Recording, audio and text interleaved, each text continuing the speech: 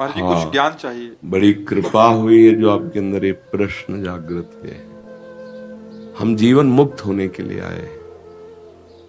हर योनियों में हमने वही सब भोग भोगे जो हमारे अंदर चाहत है। बताने की जरूरत नहीं, सबके हृदय में है। जो अंदर चाहत है, सुख पाने की लालसा, भोगों में ये भोग लूं, ये भोग लूं, ये पद मिल जाए, रुपया मिल जाए, ऐसा मकान हो जाए, ऐसा ऐसा ऐसा, तो मैं सुखी हो जाऊंगा। ये माया की वृत्तियां हैं। जो तुम सोच रहे हो उससे ज्यादा किसी के पास है, पर वो भी सोच रहा है, वो भी तृप्त नहीं है। विश्व में, ब्रह्मांड में कहीं भी किसी, मान लो आप तो अपने को जानते हैं केवल, और सही पूछो तो अपने को भी नहीं जानते, केवल दोस्तों राधे राधे बोलते रहें और बाबा जी के प्रवचन को आगे बढ़ाते रहें शरीर और वासना को राधे राधे समझ पा रहे हैं, अपने स्वरूप को तो नहीं जानते ना आप। लेकिन यहां तो बहुत सब स्वरूप आते हैं, धनी मानी पदाधिकारी सब। जब तक बच्चा भगवान का भजन नहीं, तब तक कभी किसी को तृप्ति नहीं है, न धन से, न भोगों से, न पद से, न किसी से। एक अशांति है, एक अधूरापन है, एक भय है, ये सब छूट जाएगा, आज नहीं तो कल छूट जाएगा। हम मुक्त होने के लिए आए हैं। काम, क्रोध, लोभ, मोह, मद, मत्सर, इनकी गुलामी से मुक्त होने के लिए आए हैं। हम शरीर के राग से मुक्त होने के लिए आए। हम ये जानने के लिए आए कि आखिरकार हम हैं कौन। ये तो हम नहीं है, ये तो हम नहीं है, क्योंकि वास्तविक ये हम नहीं है। ये हमारा रहने का स्थान है, ढांचा। जैसे हम मकान नहीं है, मकान को बोलते हैं मेरा मकान, इसको बोलते हैं मेरा शरीर। मैं शरीर तो नहीं कोई बोलता ना, मेरा बोलता है ना। जैसे मेरा मकान, ऐसे मेरे रहने का स्थान है। मैं तो ये नहीं हूं। अब इसके अंदर पहुंचते हैं तो मेरा मन आता है, मैं मन नहीं आता है ना। आज मेरा मन उदास है, आज मेरी बुद्धि काम नहीं कर रही, आज बड़ा चित्त अशांत है। मतलब वो भी मैं नहीं निकला, वो भी मेरा के अंतर्गत आया। जैसे शरीर, ऐसे ही अंदर का मन, बुद्धि, चित्तांकर, सूक्ष्म शरीर, और तीसरा है स्वभाव, कारण शरीर।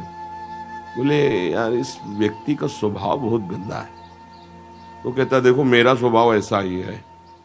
वो भी मेरा बोला, मैं नहीं बोला, मैं स्वभाव नहीं बोला, मेरा स्वभाव बोला। तो तीनों शरीर, स्थूल, सूक्ष्म, कारण, ये मैं नहीं, तो मैं हूं कौन? तो यही जानने के लिए आए हो, भगवत प्राप्ति के लिए आए हो। अब सब शीशा में हमारे रूप को दिखाने की सामर्थ्य है, पर उसमें गंदगी, मल चल गया, अब उसको साफ करना पड़ेगा। मन जब निर्मल हो जाता है, बुद्धि जब निर्मल हो जाती है, तो इसी से हम भगवत साक्षात्कार कर लेते हैं। अभी मलिन मन है, तो शीशा तो है पर गंदा है, तो प्रतिबिंब नहीं दिखाई देगा।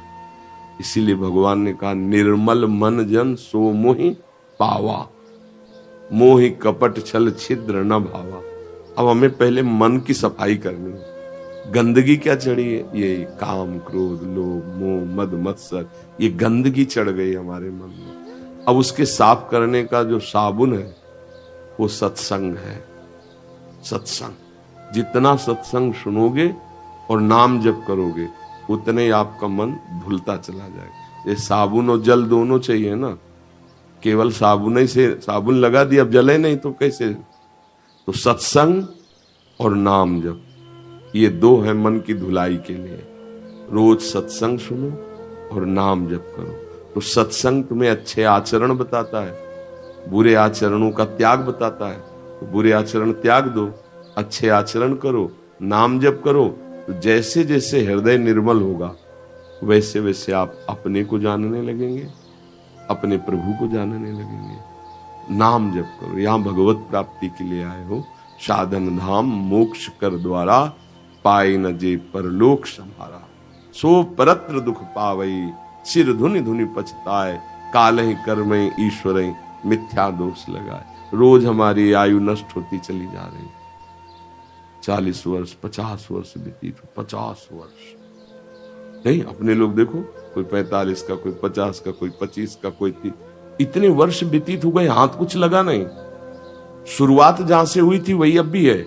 ये भोग लूं, ये देख लूं, ये खा लूं, ये सूंघ लूं, या वही कब तक ये चलता रहेगा? फिर मर जाएंगे, फिर किसी नई योनि में जाएंगे, फिर यही करेंगे, फिर मर जाएंगे। ये कब तक चलता रहेगा? ये रोकने आए हैं, इस क्रम को रोकने आए हैं, जन्म मरण के चक्र को रोकने आए।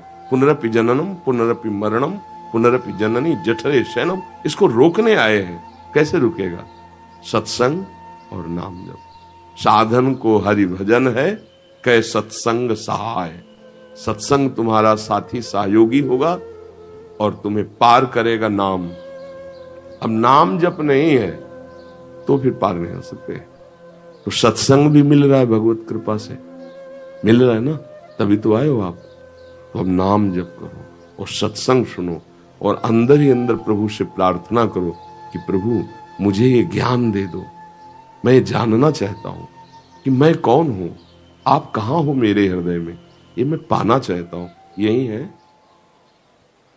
दशांगुलम शास्त्र शीर्षा पुरुषा सहस्राक्षा सहस्त्रपात सभूमि ग्वं सर्व तस्प्रत्वात यतिष्ठत् दशांगुलम।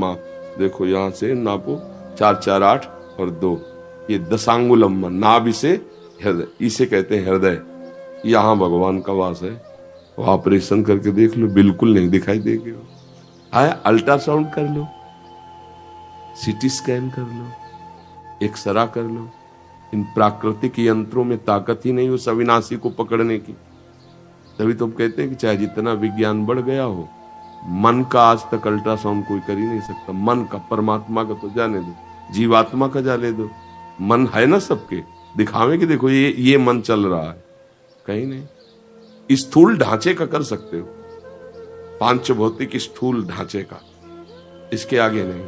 तो इसके आगे जो होता है वो योग से होता है। नाम जप करो, नाम बहुत बड़ा योग है। नाम जप करो, सत्संग सुनो, अच्छे आचरण करो, बुरे आचरणों का त्याग करो, आगे का रास्ता दिखाई देने लगेगा। ठीक है, वीडियो को लाइक करें और चैनल को सब्सक्राइब करें और राधे राधे कमेंट में जरूर लिख दिया करें।